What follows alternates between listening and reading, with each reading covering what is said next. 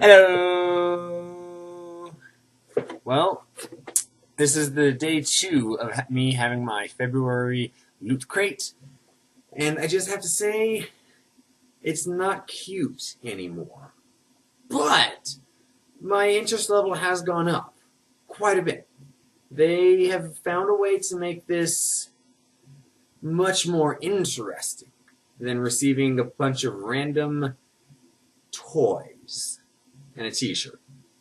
Because now, they are actually having me do stuff with the toys and the t-shirt.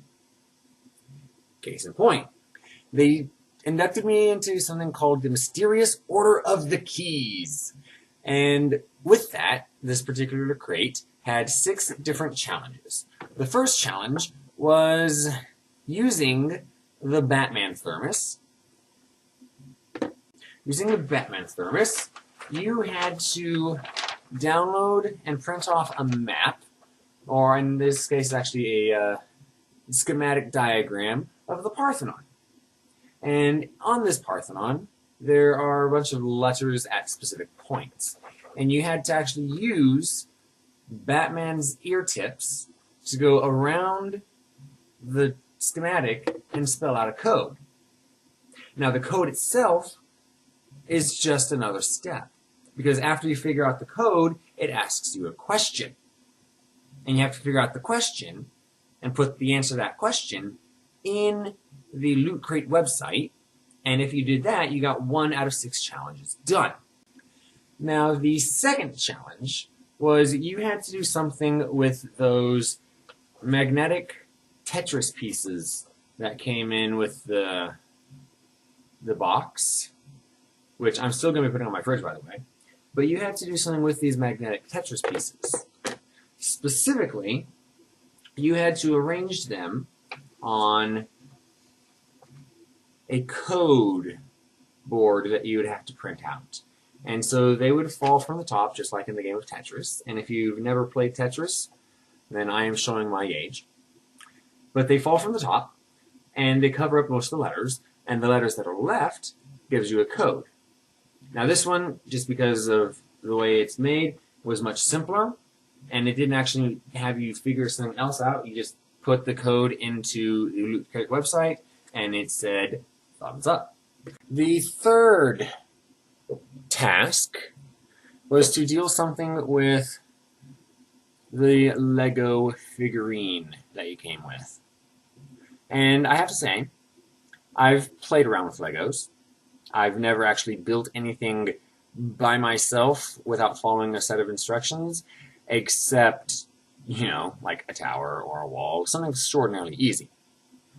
This little guy had instructions, but if you couldn't figure out how to put this together, then, you're probably not thinking too much about it. This was also in the kit. I had to figure out how to put this together from just a picture of it, which that took some time. And then I had to put them on another paper diagram when covering up most of the letters. And I will say, I've seen the Lego movie. It was a very interesting movie. But because I have seen it, I was able to quickly figure out what the code was. The fourth one was related, of course, to the t-shirt. We have here the Megazord from the original Power Rangers, which, as I said yesterday, I loved watching when I was growing up. But what we had was a bunch of schematics indicating that each of the Zords would connect in a different way. And you'll notice that there are letters along with the Zord. And so what you had to do is figure out how all of the letters went together, including a clue from the t-shirts, which I'm not going to spoil because this was an awesome activity. But you had to put all of that together, and you had to come up with another code. Fortunately, that one you just had to put into the Loot Crate system as well. But this was a, it's getting involved. We're really getting involved. I spent quite a bit of time on this. The last 2 challenges were by far the hardest. First off, I had to print out some Tetris pieces, paper Tetris pieces, and since you can't print something three-dimensional with the printer that I have, I had to cut them out and figure out how they, first off, had to be taped together. Then I had to take a look at the codes that are on there. If you look closely, you'll see some white strings, some black strings going around each of these Tetris blocks. And so I had to arrange them in such a way that each the white string and the black string spelled out something. And the something that was spelled out was not what you put in. We wanted to know, of course, a piece of video game history. It wanted to know no, I just lost the game. It wanted to know the original theme song for Tetris. Makes sense. We have Tetris blocks. There we go.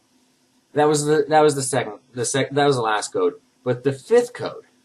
Oh, the fifth code took me a long time to figure out because I misread it. I'm not going to lie. The fault was mine. I misread it.